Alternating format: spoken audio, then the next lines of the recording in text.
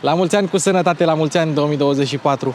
Acesta nu este primul clip ce apare în 2024, dar este primul clip filmat în 2024. Un nou început. Și cu ce să începem anul, dacă nu cu o limuzină germană? Deși clipul trecut a fost tot cu o limuzină germană cu motor mare, însă asta este una dintre cele mai rare mașini pe care o să le vedeți pe canal. Este un Audi A8 D4L W12 Exclusive Concept. Una din 50 construite vreodată. Una din 50. Preț de listă 230.000 de euro. Cumpărată acum 2 luni de către actualul proprietar, căruia îi mulțumesc pe această cale. Cu suma de 35.000 de euro. Cumpărată sub prețul pieței pentru că se cunoștea cu proprietarul. Dar în doar 10 ani, când mai mașina asta împlinește 10 ani, mașina a pierdut 195.000 de euro. E ceva incredibil. Un exclusiv concept nu prea mai găsești în ziua de astăzi. Vreți să auzi ceva mișto? Motorul e pornit. 6.3 W12 și e pornit. La mulți ani, mașini cu Luci Popa începe.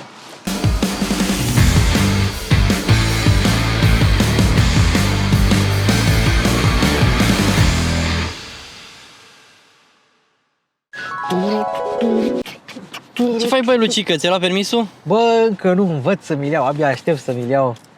Păi de ce nu ești în casă să înveți? Păi bă, nu mai trebuie să învăț, că am aplicație aici, aplicația Drive-Ro. Drive-Ro, ce aplicație e aia? Bă, e o aplicație care are nota 4,8 pe App Store, merge și în Google Play și este aplicația perfectă de chestionare auto pentru cei care vor să-și ia permisul, ca mine. Poate într-o zi o să mă fac jurnalist auto sau vlogger, ca Shelly. Și partea cea mai mișto este că are și întrebări pentru B, pentru A, pentru C, pentru E, pentru toate categoriile. Și îți simulează niște examene și întrebările nu se repetă până nu se termină cele 1200 de întrebări. Bine, asta la 1200 doar la B, dar vă dați seama câte mai sunt și la celelalte categorii. Și dacă tu știi, de exemplu, semnele de circulație, dar le ai prost pe mecanică, pe conduită preventivă și le greșești pe alea, după aceea îți dă întrebări din acele categorii ca să înveți mai bine. Sau poți să intri tu după aceea la categoria X și să repeți întrebări din acea categorie. De exemplu, sensuri giratorii. Cine n-a mai inventat sensurile giratorii n-a fost sănătos la cap. Wow! Pot să mă programez la examen direct din aplicație. Incredibil!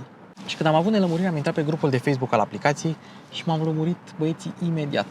Și de unde știi când ești pregătit să dai examenul? Păi este simplu, că are un algoritm care în funcție de activitatea ta de pe aplicație îți spune șansele tale de promovabilitate. În momentul în care ai 75% șanse de promovabilitate, te duci la examen ca bossul, așa cum o să mă duc și eu în august 2009. Și dacă ești babalâc așa pe la 25-27 de ani și îți ia poliția permisul și ai nevoie de redobândire, e bună aplicația și pentru asta. În cazul ăsta, mult succes la examen, băi, Lucică. Mulțumesc și pentru voi, linkul în descriere cu aplicația Drive-Ro. Baftă la examen! Uhu, ne vedem pe șosele în 2010! Trebuie menționat că noi suntem în Vaslui, la Curtea Domnească. O pensiune foarte frumoasă, am fost invitați aici de către proprietar ca să filmăm mașina aici, tocmai pentru că este un loc liniștit și frumos unde am loc să mă desfășor, să vă prezint mașina. Audi A8 D4, facelift de data aceasta. D4 s-a produs între 2009 și 2017, a folosit arhitectura MLB de la Volkswagen, arhitectură pe care o împarte cu, nu știu, Touareg, A7, A6, A5, A4, înainte să apară MLB Evo. Cu toate astea, Audi nu a renunțat la Space Frame, Audi Space Frame, ceea ce a însemnat că totul este din aluminiu. Deci toată mașina era din aluminiu și era la momentul apariției sale cea mai ușoară mașină cu tracțiune integrală din clasa asta. Însă nu toate versiunile au avut emblema Quattro. După cum putem vedea, asta nu are Quattro în grilă, pentru că are o grilă W12. Nu toate au purtat emblema Quattro, pentru că în toate au fost Quattro. Au existat și versiuni cu tracțiune față. Versiuni cu tracțiune față și acesta a fost și primul Audi full hibrid. 2.0 benzină full hibrid la vremea respectivă. Aceasta este una dintre puținele, dacă nu chiar singura mașină cu ZF8HP cu tracțiune față. Pentru că pe alte modele, pe A7, A6 și așa mai departe, s-a pus S-Tronic pe modelele cu tracțiune față sau Multitronic CVT, însă pe asta, la versiune de bază 2.5, 3.0 TDI Kiel și așa mai departe, s-au pus tracțiune față și ZF8HP. multe premiere la mașinuța asta și multe detalii interesante. Inițial, când a apăruse A8-ul, aveai de ales între faruri cu xenon adaptive și faruri full LED furnizate de Osram. LED-urile erau de Osram și Hella a furnizat tot blocul optic. Și la facelift în 2013 au apărut aceste faruri Matrix LED. 25 de diode LED în fiecare far, cu posibilitatea închiderii fiecăreia, cu semnalizări dinamice, cu lumină de cornering adaptivă în funcție de poziția pe GPS. Ia mașina că urmează o curbă și atunci aprindea lumina de cornering înainte ca tu să intri în viraj, dar și poziționa aceste diode LED astfel încât să ai o iluminare mai precisă în viraj, nu doar luminile de cornering. Toată faza scurtă sau faza lungă o adapta în funcție de chestia asta. Înainte să trecem la stopuri, vreau doar să vă arăt cât de silențioasă este această mașină. Asta este evacuarea. Se vede că iese abur din ea. Nu se aude nimic. Sau aproape nimic. Oricum mașina are mai multe silencere și de asta este așa de rafinată și așa de silențioasă, dar chiar și așa, totul impresionant. Ia uite, stopurile full LED, semnalizări LED dinamice, ceață LED și al treilea stop de frână, care evident se afla un pic mai sus, acolo în lunetă. Din punct de vedere estetic, asta a fost una dintre cele mai frumoase limuzine și nu o zic doar așa de dragul de a o spune, pentru că au fost multe limuzine frumoase de-a lungul anilor, dar asta a fost mai pe gustul meu așa, era un pic mai echilibrată. Chiar dacă mașina asta poate părea neagră la prima vedere și probabil în talon este neagră, de fapt este un maro foarte închis, metalizat, care se numește Tierra del Fuego, Land of Fire, tărâmul focului. Și nu știu de ce se numește așa, dar ideea este că mașina nu este neagră. Cu toții știm că nu ai voie să pui grile metalice pe mașini. De asta, până și grila la o mașină de 230.000 de euro este de plastic. Și la Rolls-Royce tot de plastic. Este și acum 10 ani tot de plastic erau. Însă, nu știu cum au reușit, dar la W12 au reușit să pună grila asta cu sârmă metalică. Deci asta este metal adevărat.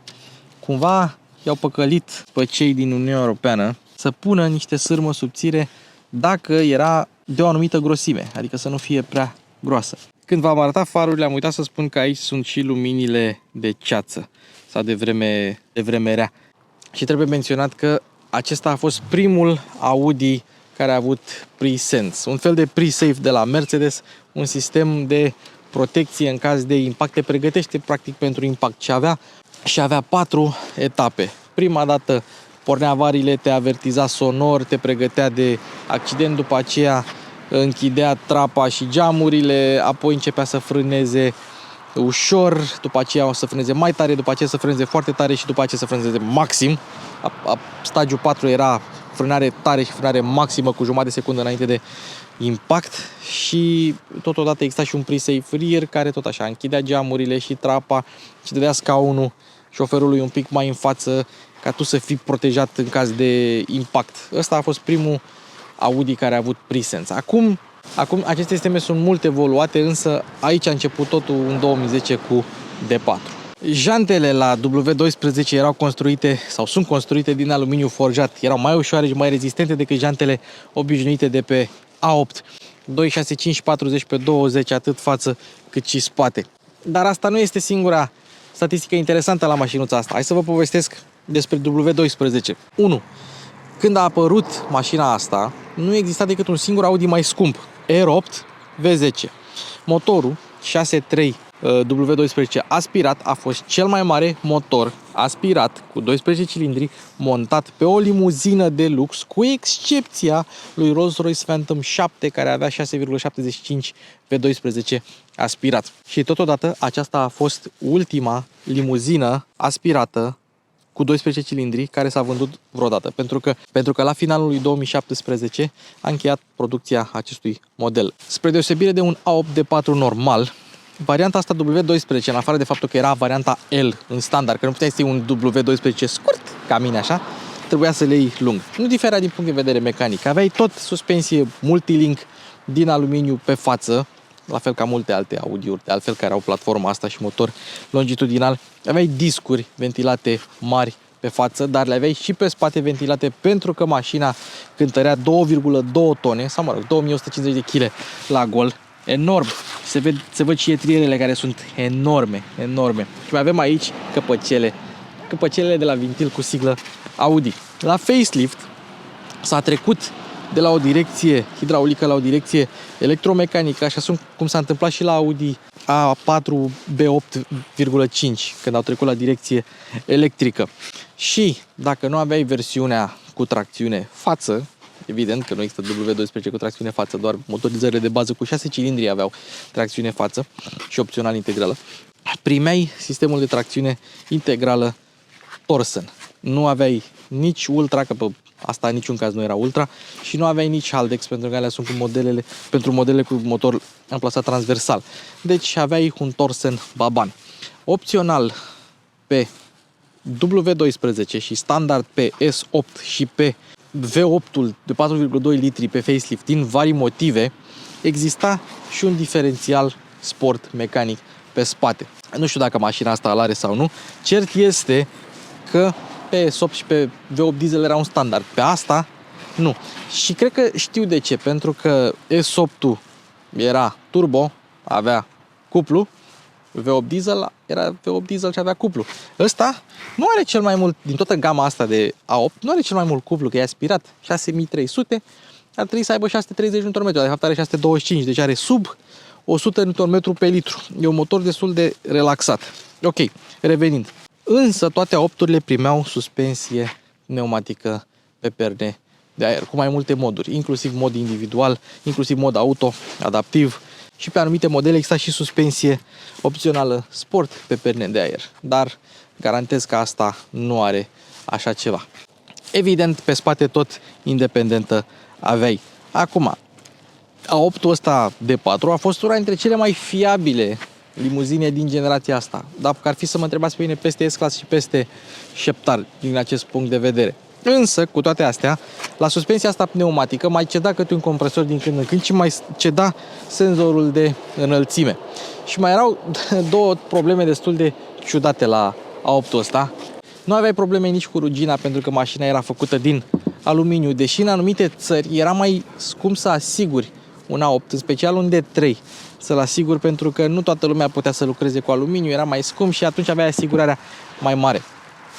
Și vopseaua a fost de calitate foarte bună la modelul ăsta. Însă exista o mică schemă la primele modele, nu știu dacă au rezolvat-o la facelift. Aici se vede, dacă bag mâna aici, se vede că are loc să intre degetul meu. Ei bine, intra apă pe aici, între parbriz și plafon. Și eu am loc să-mi bag un pic de deget între parbriz și plafon. Sunt curios de ce n-au făcut-o un pic mai bine. Existau scurgeri de apă, nu prin trapă, așa cum se întâmplă la majoritatea modelelor, deși poate să intri și prin trapă dacă nu ai grijă de trapa ta. Intra pe aici și atunci soluția era să cumperi un parbriz nou, care era foarte scump, sau, cum au făcut alții, să bagi niște silicon între plafon și parbriz și să oprească scurgerea de apă. Așa arăta cheia unui Audi de 230.000 de euro. O găsești și pe A6 și pe alte modele, însă pe spate scrie W12 și evident dacă vrei cheia fizică o ai, care era și ea destul de groasă. Bun, ce poți să faci cu cheia sau ce poți să faci fără cheie? Evident că avem keyless. Tara! Și odată ce o descui, nu se mai rabatează oglinzile până nu pornești motorul. Observăm că avem 3 geamuri deschise și unul închis și trapa deschisă. De ce e important acest lucru? Păi hai să vedem. Dacă ținem apăsat pe cheie pe încuiere, observăm că geamurile încep să urce, da? Nimic deosebit aici. Și trapa începe și ea să se închidă. Dacă apăsăm pe deschide, trapa în continuare are tendința de a se închide. De ce? Asta o să vedeți imediat. Și observăm că geamul ăla de acolo nu face nimic. Asta pentru că atâta timp cât tu ai perdeluța electrică ridicată pe oricare din geamurile spate, acela nu va face nimic. Nu se va deschide, nu se va închide, nu va coborî, nu va urca. Dacă tu apeși pe cheie, nu va face absolut nimic. Și atunci vine întrebarea, de ce se închide trapa dacă tu vrei să deschizi geamurile? Păi hai să vedem, hai să facem un experiment. Deschidem totul, trapa se închide, rămâne deschisă, da? Dacă eu închid acum, se închide de tot. Dacă eu deschid acum, ce se întâmplă? Se ridică ambele trape, pentru că are două trape. Dacă tu ai trapa asta deschisă, nu o poți deschide pe aceasta. Însă, scopul acestei funcții din cheie este să lași aer proaspăt să intre în mașină.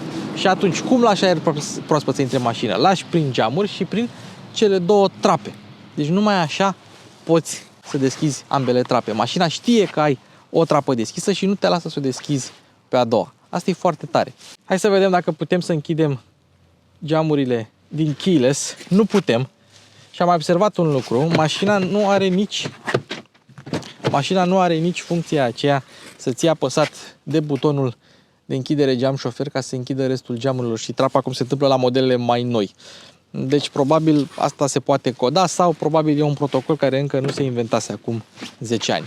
Geamurile duble nu erau standard pe A8, dar erau standard pe A8-ul W12 și ai și protecție, atât față cât și spate, și sunt laminate atât față cât și spate. Asta pentru o experiență de condus cât mai relaxantă și cât mai silențioasă, dar nu este singurul mod prin care mașina devenea mai silențioasă, pentru că sistemul de sonorizare Bang & Olufsen, pe care o să-l vedem un picuț mai târziu cu ale sale tweetere care ies din interiorul bordului, aveau Active Noise Cancellation. Exact precum căștile high-end. Deci, practic, frecvențele exterioare erau anulate cu ajutorul acestor difuzoare. Și în cazul în care aveați dubii că acesta ar fi un exclusiv concept, ia uite, pragurile Audi exclusiv concept făcute de către divizia Audi exclusiv, una din 50 construite vreodată. Și o să mai vorbim și despre pielea de la interior când ajungem la interior, despre ce o face atât de specială, însă ce vreau eu să vă arăt acum este fața de ușă, cu ale sale comenzi pentru scaune, încuiere, descuiere, difuzoarele, gura de ventilație de aici, celebrul LED roșu pe care îl găsim pe toate vagurile. Aici era integrat un pic mai bine și modul de activare și dezactivare a modulului de blind spot. Trebuie să ai contactul pus ca să meargă, de asta nu merge acum. Audi exclusiv și ia uite, totul capitonat, butoane, tot. Rar vei găsi una 8 care să aibă și mânerul ăsta în altă culoare decât negru sau gri. Child lock stânga-dreapta și butonul pentru portbagaj. Buzunare capitonate, piele aici și mochetă pe interior. O față de ușă cum trebuie. În spate pragurile nu mai sunt atât de speciale, nu mai scrie exclusiv concept, însă avem o ușă imensă și o față de ușă la fel, cu aceeași piele, cu același lemn. Despre lemn vom vorbi când ajungem la interior, ceea ce face pachetul ăsta exclusiv concept atât de deosebit.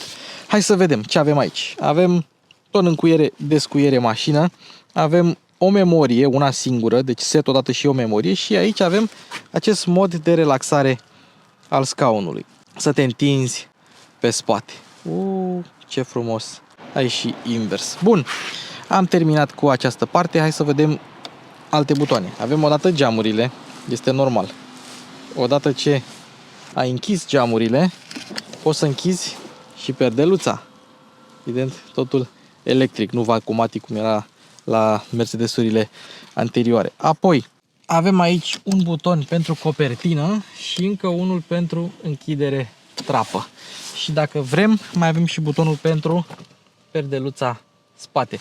Multe lucruri poți să faci din butoanele de geamuri de la pasager. Încă un spațiu de depozitare, încă o dată buzunarele capitonate mari, la fel cu mochetă pe interior. Și cu toate că avem child lock electronic, avem și child lock manual cu cheia aici, dacă ai nevoie de așa ceva. Și la final, când vrei să închizi ușa, mare atenție la copii, să nu-și prindă degetele în soft close. De spate am vorbit elegant. La facelift a primit această dungă cromată ce unește stopurile. Mie îmi place dunga cromată, mai puțin îmi place dunga LED, dacă este să mă întrebați pe mine, pentru că toate mașinile arată la fel în zilele noastre și cu excepția modelului S8 aveam aceste evacuări rombice. Evident, două guri pe fiecare parte și terminație metalică reală, dacă vrei acest lucru. Totodată avem și un mini eleron aici, care îi mai ascunde din masivitate, o face să pară mai dinamică și mașina, deși nu este sportivă, este destul de dinamică. Cel puțin Ultima dată când am condus eu un D4, era pre-facelift și era 3.0 TDI, mi-a plăcut deosebit de mult. Emblema Audi mare, fostul Auto Union, Audi, Horch, DKV și Wanderer și emblema Quattro frumos pe spate. Au existat două variante de rezervor pe A8, 82 și 90 de litri în funcție de motorizare. 95 super sau premium, deci nu 95 aia non-super sau non-premium. Dacă știți, există anumite stații care au două tipuri de 95, un 95 mai ieftin și un 95 mai scump.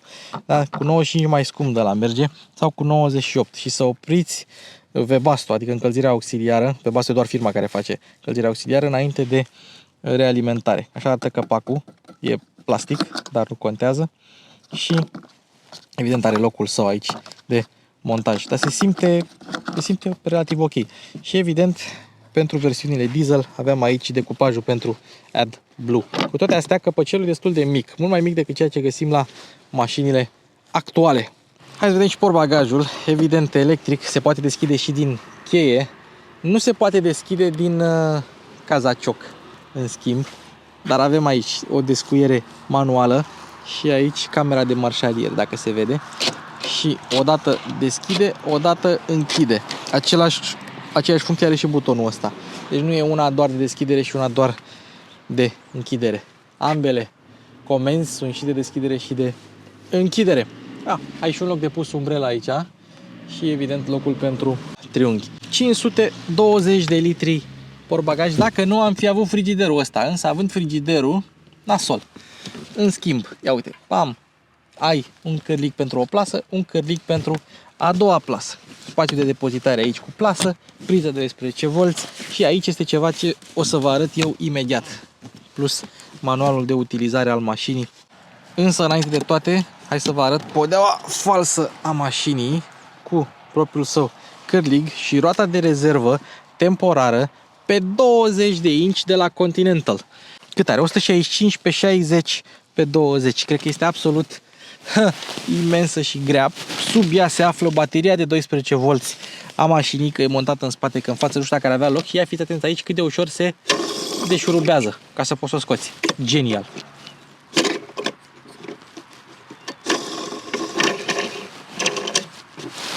Deci, ia uitați ce avem aici. Audi Espresso Mobil.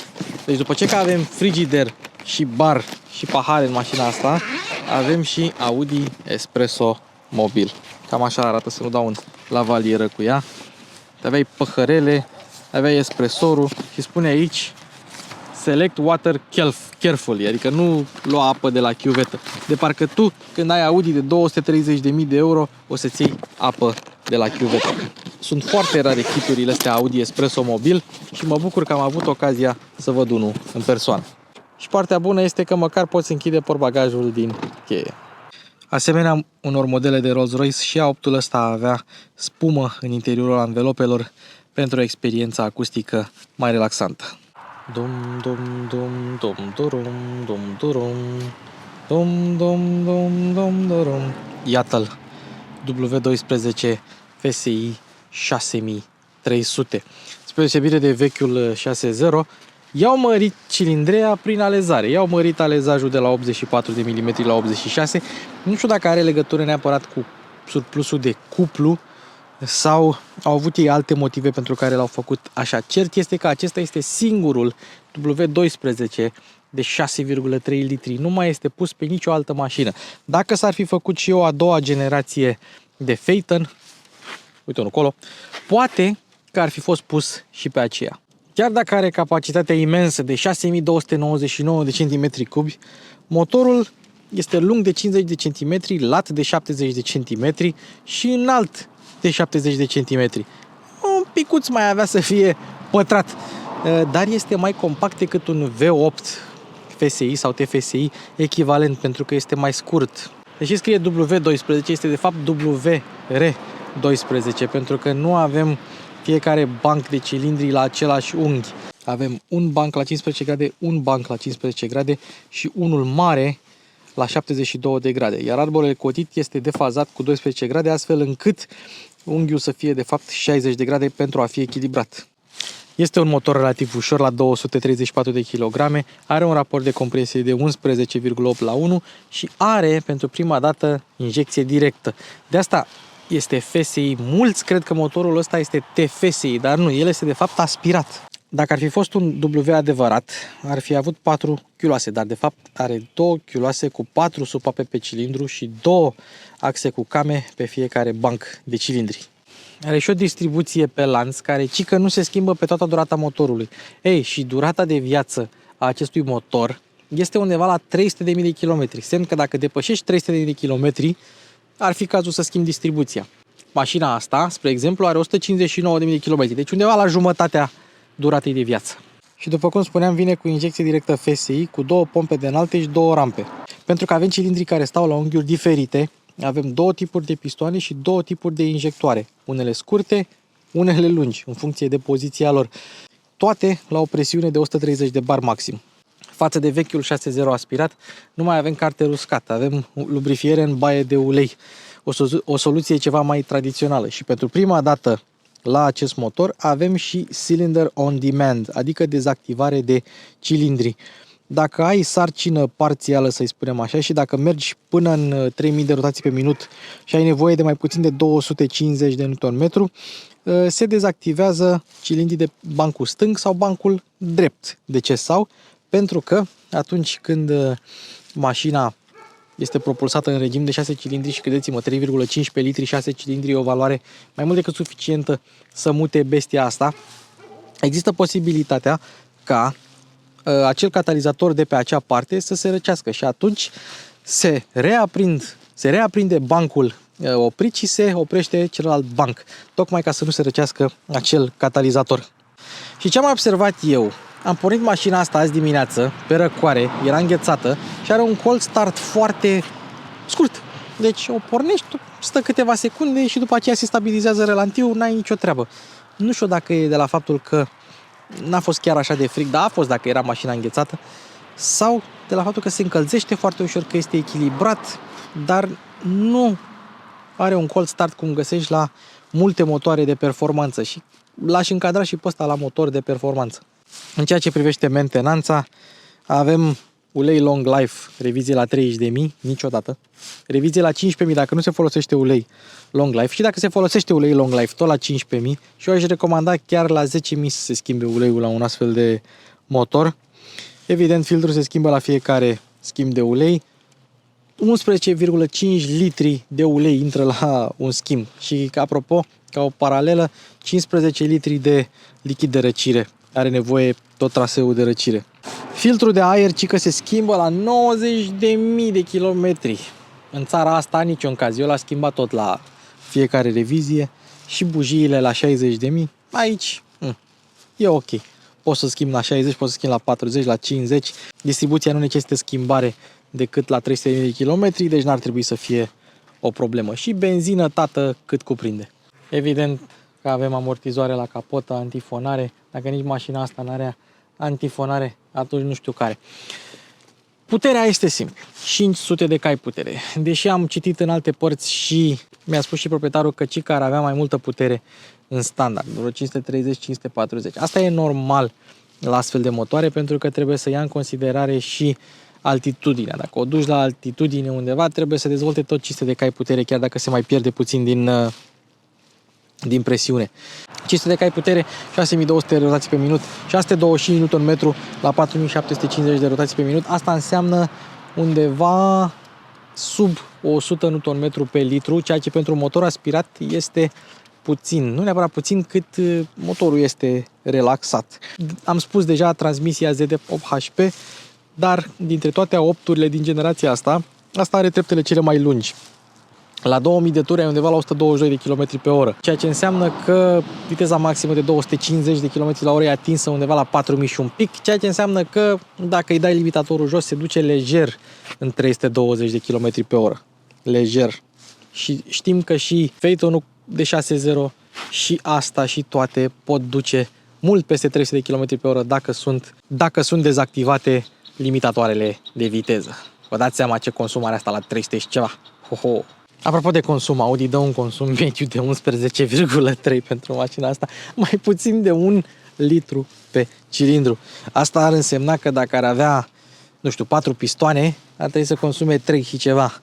Nu neg că motorul este relaxat și supradimensionat pentru mașina asta și că este mega relaxat, dar nici 11. O să vedem și noi ce consum scoatem cu ea puțin mai târziu. 100 în 4,6 secunde, 2,2 tone și unul din motivele pentru care poate să atingă viteza aia maximă impresionantă este că avem un coeficient aerodinamic de 0,27, foarte bun la vremea respectivă. Foarte bun la vremea respectivă. Și ușor, ușor ne facem loc către interior. Aici avem comenzile Night Vision, ceață spate, ceață față, faruri, head-up display poziție, head-up display luminozitate. Apropo de comenzi, aici e butonul de volan încălzit și evident volanul se reglează electric. Apropo de comenzi, aici avem comenzile pentru scaune, scaune mega confortabile, încălzite, ventilate cu masaj, cu memorie, cu această piele Agata Cognac, așa se numește, Agata Cognac, de la un brand pe nume, nu știu dacă se vede, Poltrona Frau. E bine, Poltrona Frau este o firmă de făcut mobilier de lux și m-am uitat și eu să văd cât costă o canapea de la ei și am găsit una la 18.000 de euro. Spre norocul meu era 18.000 de euro pentru că era la reducere. Fără reducere 25.000 de euro. Deci pielea asta la pachet cu acest contrast granit fac parte din pachetul ăsta Exclusive Concept 1 din 50. Au fost făcute 50 de bucăți facelift, 50 de bucăți pre-facelift, însă erau puțin diferite la pre-facelift, erau alte mici diferențe în ceea ce privește nuanța. Pielea asta de la Poltrona Frau este un specific al acestui model. Mai avem lemnul de care v-am spus mai devreme. Este un lemn de măslin care are aici, vedeți, silver ăsta, silver filler se numește. E un fel de umplutură pentru pori, dacă vă vine să credeți. De asta arată atât de bine și e lemn evident natural de măslin. Avem preșurile mult mai groase și mocheta un pic mai groasă decât la una 8 normal și, dacă vă vine să credeți sau nu, plafonul ăsta din Alcantara se numește Snow White, albă ca zăpada. Foarte drăguț. Deci așa arată un model configurat de lux, așa cum ar vrea Audi să fie. Coniac, cu granit, cu măslin și silver și cu Snow White. Ăsta este cel mai luxos Audi A8. Plus cusăturile maro de pe volan. Și dacă tot suntem la capitolul scaune, hai să vedem și comenzile scaunelor. În momentul în care apeși pe butoanele de la scaun, se activează sistemul de navigație Audi MMI. Și avem masajul Wave Pull Stretch Lumbar Shoulder și reglajele, care sunt multiple. Pernuțe sus, pernuțe jos. Spătar, sus, la umeri, centura de siguranță reglabilă pe înălțime se reglează de la butoane de scaunele electrice. Ce tare! Ia să vedem. Da, mă. Fabulos. Volanul nu e cine știe ce, e un volan de Audi tradițional, însă bine că încă le făceau subțiri pe vremea aia. Ăsta este un volan de la bun. Padelele la îndemână, subțire, decupaje. E un volan cum nu se mai fac în ziua de astăzi. În piele, cu comenzile tempomatului. Mașina are și lane assist, are și tempomat adaptiv. Are de toate. Uite, lane assist-ul este aici. De la acest buton se activează. Și evident comenzile pentru ștergătoare. Plus resetul la trip. Apropo, există și accente din aluminiu. Inclusiv butonul de start este din aluminiu. Și mai vreau să mai arăt ceva aici la oglinzi. Oglinzile normale de S și de RS sunt toate argintii. Însă astea au doar conturul interior argintiu. Foarte elegant. Și se vede și camera 360 de grade. Că da, mașina asta acum 10 ani avea camere 360 de grade. Dacă aveai bordul negru, mai greu se vedea cheia asta cu Wi-Fi pe ea. Însă, de fapt, aici trebuie să pui cheia dacă nu este recunoscută de către mașină. Și uitați-vă ce husă elegantă are proprietarul. Singurul lucru ce se vede din cheie este sigla de Audi. Pedalierul nu arată cine știe ce. însă avem aici protecție pentru genunchi, ca să nu te lovești. Ăștia care sunteți mari, să nu vă mai plângeți că vă loviți cu genunchiul în bord. Pe partea cealaltă avem o plasă. Se știe că pasagerii au nevoie de spații de depozitare. Priviți și voi ce textură fenomenală are lemnul ăsta. Lemn adevărat. Nu mai vorbim de piele și de alte materiale. Calitatea fiind de Audi este aproape indestructibilă. Deci la capitolul asamblare Audi mereu a fost top.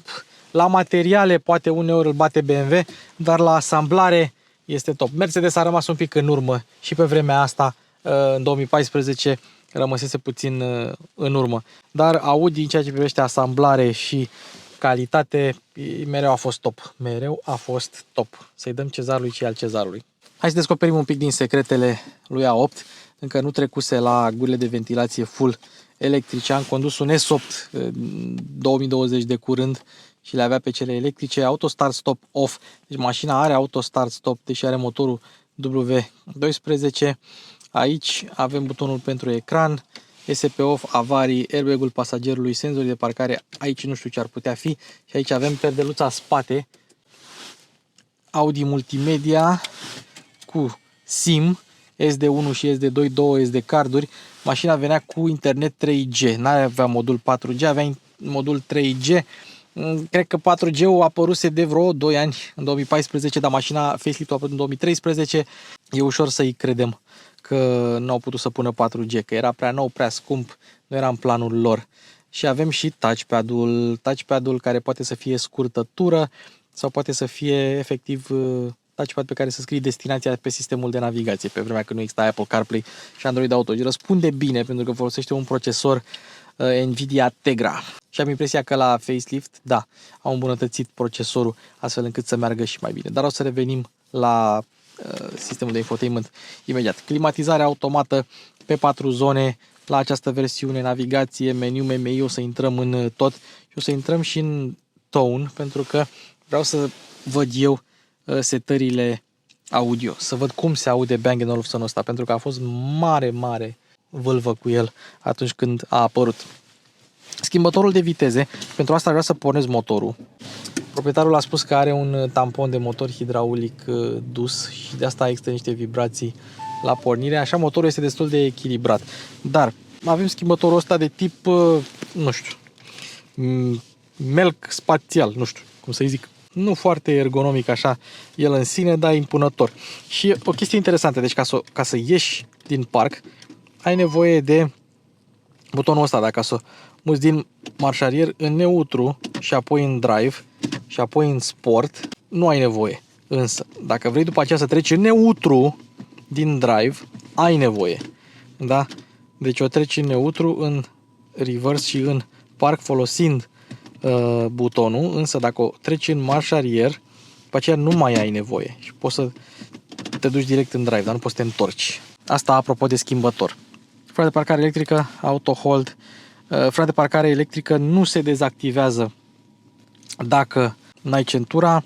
Butonul de start este din aluminiu. Avem și un pic de piano black. Mare atenție să nu se murdărească. Două suporturi de pahare cu bază cauciucată. Priză de 12 V. Mașina are prize de 12 V destule. O surpriză a fost cotiera, care pe de o parte se deschide fracționat. Are un telefon Audi, utilizare il proprio telefono cellulare o l'MMI, da? Cu mod eject și poți să-l iei foarte frumos de aici și Audi Music Interface, scria Interfaction. Aici ce se întâmplă? Montai un adaptor de la chestia asta la Lightning, puteai să o cumperi de la Audi, astfel încât puteai să asculti muzica din iPhone în mașină, direct, fără Bluetooth. Ei bine, mașina asta, din păcate, nu a avut un USB. Ori n-a avut un USB, ori nu l-am găsit eu. Dar credeți-mă că l-am căutat. L-am căutat și în torpedou, acolo unde avem DVD changer-ul și dezactivarea airbag-ului pentru pasager. Capitonat, frumos, cu suport pentru pix, suport pentru bani și refrigerat. Se vede acolo că avem funcția de refrigerare. Și cine ghicește ce se află aici? Ce se află aici? Ce se află aici?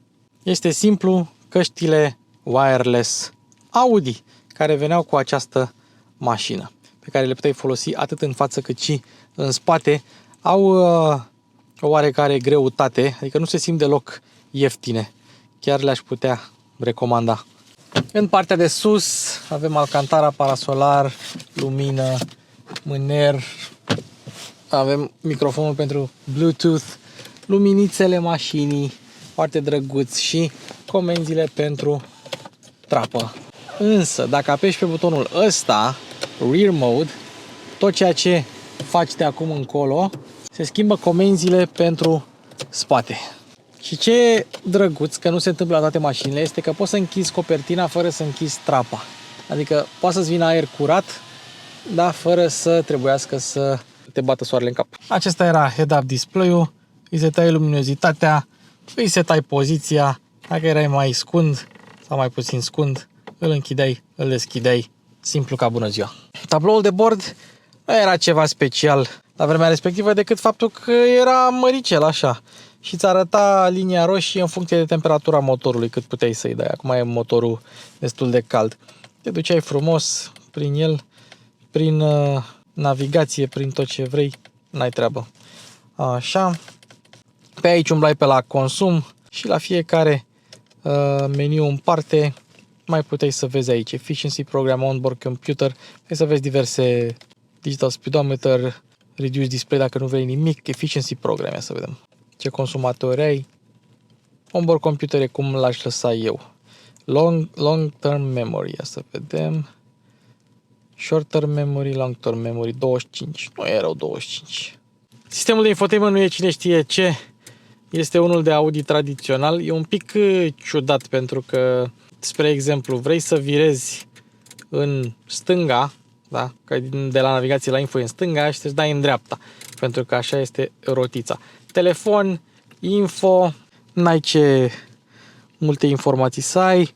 Mergem la car și avem așa Efficiency, Comfort, Auto, Dynamic și Individual. Pe Auto îți setează ea cum crede că ai nevoie și individual poți să selectezi tu mai multe chestii. Set Individual de pe setarea asta și ai Engine, Gearbox, Air Suspension, Dynamic Steering și uite, acum vrei să dai în dreapta, în jos, că așa este intuitiv, dar nu trebuie, dai în stânga. Dynamic Steering, că ai și direcție variabilă, Sport Differential, are diferențialul Sport, frumos, deci așa mi-am dat seama că are. Adaptive Cruise Control, am zis eu la început că nu știu dacă îl are, foarte tare, deci o să se conducă și bine. Și Adaptive Cruise Control și la unele am văzut că apărea și centurile aveai și reglajul centurilor de siguranță, cum să te strângă. Că mergem la Car Systems, avem Vehicle Settings, scaune, Exterior Lighting, Center Locking, da. Și dacă ai mod de tractare, Lock Doors when driving, luminile ambientale, Brightness și Color Profile, Ruby sau Polar și Ivory. Și acum este cu Ruby Polar așa.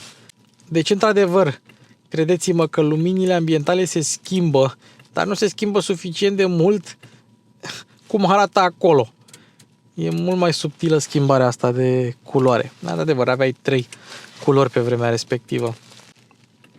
Scaune, driver seat, passenger seat, easy entry, auto belt tensioner, remote control key, align with driver seat dacă vrei să ai aceeași poziție pe ambele scaune. Adjust seat position, acum dacă eu vreau să modific scaunul șoferului, se va modifica scaunul pasagerului. Aveai ceva funcții și pe vremea respectivă. Ai și opțiune să ajustezi scaunele spate, easy entry, passenger seat adjustment on. Adică dacă poți să modifici scaunul pasagerului din spate. Și adjust to normal position. Adjust now. Aha. Ce tare. Se mișcă scaunul din dreapta în poziția normală, cum s-ar spune. Dacă merge la setările luminilor, observăm că lights for driving on left. Aici deja puteai să selectezi farurile să mergi în Anglia, spre exemplu, sau în țările unde se mergea pe stânga cu volan pe dreapta. Și de aici puteai să selectezi deschiderea geamurilor și a trapei din cheie. Chiar poți să o selectezi tu, să o configurezi tu, nu mai trebuie să mai bagi OBD-ul. Aici avem sistemele de asistență, setări pentru aerul condiționat, încălzirea auxiliară, când să o programezi, servicing and checks. Aceasta este o setare prin care mașina stă pregătită să-i schimbi roata. Bănuiesc eu ridicată destul de mult. Wiper change position, chassis number, să vedem seria de șasiu. Și aici avem initialized keys, numărul cheilor inițializate pentru acest vehicul 3. Deci 2 sunt în standard, s-a pierdut una, s-a mai făcut încă una ca să fie 3. Dacă depășești 6 sau 8 chei, trebuie să nu mai poți să mai inițializezi niciuna, trebuie să schimbi tot contactul mașinii. Dacă îi dai pe raise, cum am făcut eu, ridici mașina. Și dacă îi dai lower, mașina va coborî. Și în dreapta ai manualul utilizatorului. Audi Connect, egalizatorul și toate setările audio. Se aude bine sistemul. Mi-a plăcut radio, media, navigation. Acum, navigația este cu Google Maps, Google Earth, Google Street View, ce vreți voi, dar tot e pe bază de card. Adică nu e over the air, nu are legătură cu internetul, este fixă. Dar o poți folosi dacă vrei. Văd că mie îmi spune că sunt în câmp. Și mai ai setările de setup MMI. Rear seat entertainment, ia să vedem. Permitted car speakers, permitted operation, all permitted. Ce tare! Hai să mergem și în spate. Avem evident o oglindă, să ne uităm la noi cât de frumoși suntem. În Audi A8, lumină și aici, și aici, și aici. Deci de acolo se aprind ambele lumini. Microfon pentru Bluetooth, mâner, cârlig, încă un cârlig aici, gură de ventilație, boxele Bang & Olufsen, evident că avem o grămadă și aici avem sistemul de infotainment, sau mai mult entertainment decât infotainment din spate. Umbli la fel ca la un MMI normal, doar că ai mai puține setări. Am activat masajul de aici, pot să reglez scaunul de aici, să-l dau pe spate sau mai pe față, suportul lombar, tetiera, cam tot ce vreau pot să reglez, sau pot să mă duc aici și să selectez modul de relaxare, să stau cât mai pe spate și tu selectezi cât vrei, ți-ai apăsat, nu trebuie să-l apeși odată. Opa, așa. Și acum, teoretic, așa eu stau cel mai pe spate. Aici avem o scrumieră care se poate scoate pentru a fi curățată. Și aici începe nebunia. O plasă pentru diverse obiecte, o priză de 220 aici, una de 12 volți aici. Și mai avem aici 2 suporturi de pahare. Aici avem una bucată măsuță care cred că stă așa, nu cred că se mai extinde într-o parte. Ca să o închizi, faci așa. Ha, cât de tare. Închidem și prizele. Climatizare automată pe spate, încălzire, ventilație, toate controlele pentru MMI, stânga și dreapta, radio media, de asta avem radio media. Jack pentru fiecare parte, back avem doar o dată și meniu principal avem doar o singură dată. Clicul este mereu satisfăcător la MMI-ul de la Audi, lemnul este același și aici, de foarte bună calitate. Hopa! Ia uite ce avem aici. Masajul, ia să vedem. Select Waze. Ok, speed și intensitate. În 2014 deja era pe piață iPhone 5S, urma să apară iPhone 6 și cu toate astea noi încă primeam acest tip de telefon. Nefolosit telefon Audi. Ia să vedem. 2 SD carduri și un CD player, CD changer, DVD, cum vrei să-i spuneți. N-are nimic în el. Ia, are un CD cu prieteni pentru totdeauna. Da, așa sunteți voi pentru mine, prieteni pentru totdeauna. Și, opa, ia uite. Frigiderul, tati, frigiderul, să bagi aici șampania. Rece sau foarte rece? Cum vrei. Tot manual se închide și cam aici se termină totul. Ca să vă faceți o idee despre luminile ambientale despre care vă vorbeam, sunt setate acum pe roșu. Însă, acestea sunt setate tot pe roșu.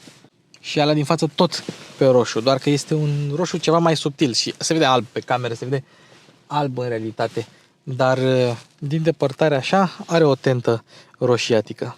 O dotare foarte rară pe A8, care nu se regăsește pe mașina asta, panouri solare în trapă.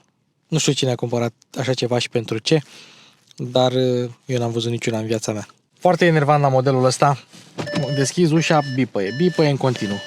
Vreau și o să vă arăt luminile de curtoazie și a început să bipăie. Vreau să vă arăt camerele, însă nu e așa că e super neintuitiv să dai în jos pentru marșarier, coboară și oglinda laterală, însă o surpriză, pe modelul ăsta regăsim camere 360 de grade. Uitați, am vrut să dau un marșarier și am dat-o în parc din greșeală. Camere 360 de grade, atât în față cât și în spate. Ia să vedem. Putem să schimbăm unghiul. Frumos, lateral. Nu erau pentru 2013-2014 și unghi de sus, ia să vedem. Și de aici din spate.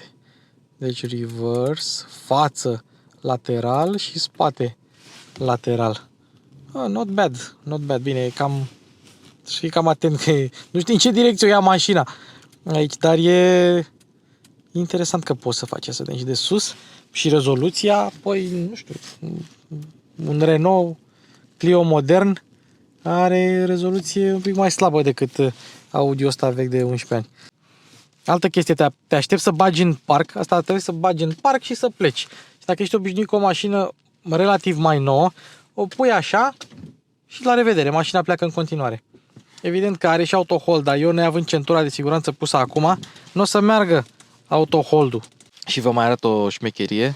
Avem telefon, după aia avem pahare Audi exclusiv, plus ciocănelul prin care poți să spargi geamul dacă ești prins în mașină în cazul unei coliziuni și încă un Audi Music Interface, cum am văzut în față, deci tot fără USB, ai un adaptor, se conectează la acel Audi Music Interface și poți să-i pui mufă de iPhone. Nu știu dacă au pus mufă USB-C, USB nu cred că au pus niciodată, dar pac telefon, pac pahar. Simplu ca bună ziua. Rar mi s-a dat să văd asemenea mașină și n-ar fi trebuit să mă mire, pentru că eu am mai condus W12, ce-i drept supraalimentat, 6 litri pe Bentley. N-am condus W12 aspirat, dar cine spune no replacement for displacement are dreptate. Apropo, fun fact, merg de 3 km cu mașina. De fapt, merg mai mult, dar am resetat eu de 3 km consumul. Am 10,6. Cum 10,6? Uite așa. 10,5 îmi scade consumul. Deci dacă mergi liniștit, poți să scoți un 10 în afară. Evident că la un moment dat îți vine să-i dai. Dar dacă mergi liniștit, tu nu treci de 1200 de rotații pe minut. Deci efectiv nu treci. Suntem între a 7 la 60 de km pe oră. Nu se aude motorul. Deci nu se aude. Uitați aici. 2000 a schimbat. A schimbat la 1800, a schimbat la 1600, a schimbat la 1600. Nu se aude motorul. Poți să ajungi la viteze de autostradă fără să auzi motorul, fără să ajungi la 2000 de ture. Pur și simplu. Noi suntem pe efficiency acum. O să o trecem și pe sport puțin mai târziu. Dar hai să vedem așa cum toarce motorul ăsta lin, așa. Ia, mai tare. 2000 jumate. Nu vrea să-i dea mai mult, 3000. Uite cât de lin urcă. Nu simți schimbările de treaptă. Nu simți nimic. Și pentru că nu e supraalimentat, nu vei avea niciun turbolag.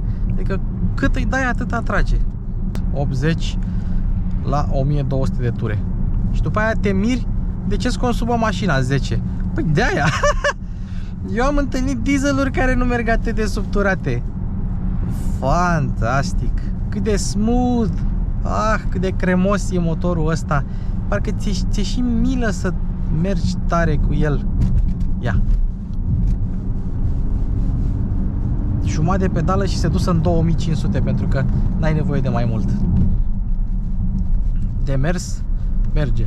Mașina este silențioasă. E bine antifonată. Eu aș zice că prea bine antifonată. Raportat la cum vorbesc eu pe cameră în alte mașini, la asta vorbesc mult mai încet. Mult mai încet. Ia să o și întoarcem. Deci direcția e ușoară. Cel puțin pe modul ăsta. Efficiency este ușoară. Și o simt un pic mai puțin mai lipsită de feedback decât hidraulica de pe pre-facelift. Dar asta nu înseamnă că mașina nu răspunde ușor la comenzi. Comfort, Dynamic. Hai! Am trecut-o pe Dynamic, e pe Sport, e pe manual. 3, de fapt nu, fii atent. O lăsăm pe Sport, cutia pe Sport și hai să-i dăm un kickdown. Da? Îi dau eu a 5-a, hai kickdown. A doua. Olele! Acum se aude mod. Uite ce... Wow! Wow! Ce rapid a răspuns și ce frumos se aude motorul. Se aude ca două V6-uri, că până la urmă asta e mașina. Wow. Dar nu știu cât de bine se aude pe cameră. Eu l-aud?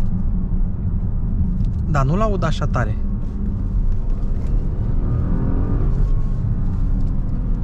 Sunt unele modele care la relantii sunt mai zgomotoase.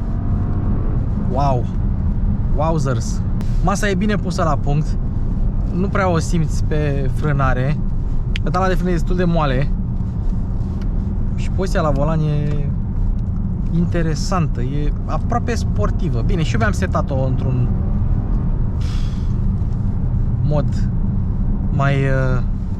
mai corect așa. Și e o senzație plăcută. Că ai un motor aspirat. Iar noi, muritorii de rând care mergem cu motoare aspirate mici, suntem obișnuiți. Haha. Deci pe viraje ea. No. E prea mișto mașina. Iar noi, muritorii de rând care suntem obișnuiți să mergem cu motoare aspirate mici, nu suntem obișnuiți ca ele să aibă cuplu de jos. Noi suntem obișnuiți să tragem de ele și după aceea la turații mari să-și arate toată forța, toată puterea. Pe când aici nu e cazul. Aici mașina trage de jos și pe măsură ce accelerezi crește precum o aspirată. Ia, hai să vedem. Muică! Nu, te fură. Te fură. Dar poate. Wow! Wow! Ce-i poate mintea.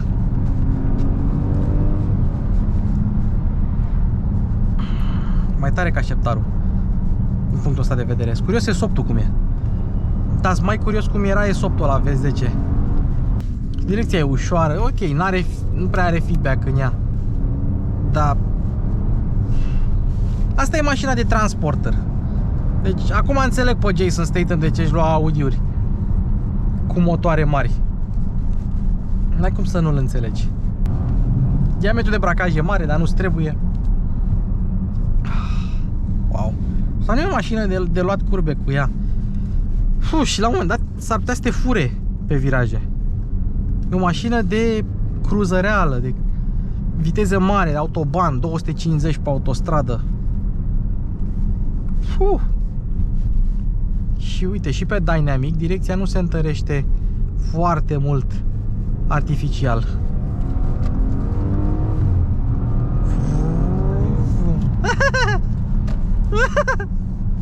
Deci n-am mai râs așa într-o mașină de nu știu când. Și aici se termină episodul nostru cu Audi A8 6.3 W12. Bă, ce o să ne fie dor de această mașină sau de aceste motoare atunci când vor dispărea și vom trece toți pe electrice. Nici măcar nu mi se pare mare consumul, 22,3. Vă mulțumesc pentru atenție. Îi mulțumesc lui Vlad pentru mașinuță, proprietarul mașinii. Mulțumesc Curtea Domnească. Trebuie să veniți aici la Curtea Domnească la Vaslui, că e o pensiune foarte drăguță. Ne auzim în secțiunea de comentarii. Vă pup, vă iubesc. Să aveți un 2024 excelent. Eu știu că l-am început cu bine. cu mașinuța asta. Ne vedem data viitoare. Eu am fost Luci Popa, Bogdan la editare, Harry Potter a rămas la București. Până data viitoare, numai bine. Mașini cu Luci Popa se încheie.